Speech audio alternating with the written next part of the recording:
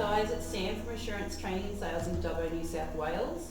Today we're going to be learning how to control a major bleed. A major bleed is generally an arterial bleed that you can't control with normal methods like pressure and dressings.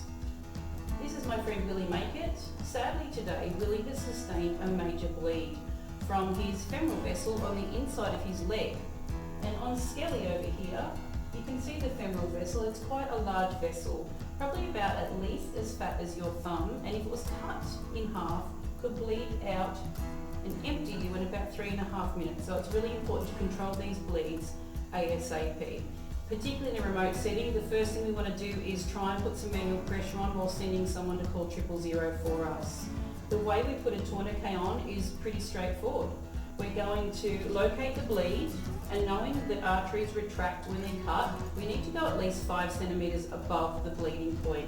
You're going to need a triangular bandage from your first aid kit. Every Australian first aid kit will have one of these in it if it's been maintained properly.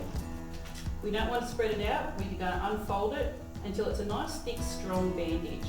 And what we're going to do a lot quicker is put this under the leg, tie it off, again at least 5 centimetres above the bleeding point, and tie one firm knot, taking all of the slack out of the bandage. You're then going to take your metal scissors. You can't use anything with a plastic handle because it will break with the pressure that we're going to use, and you're going to tie another knot over the scissors.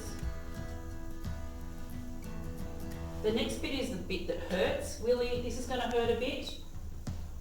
Warn your patient, tell them what's going on, and twist until the bleeding stops. Don't do anything past that, there's no need.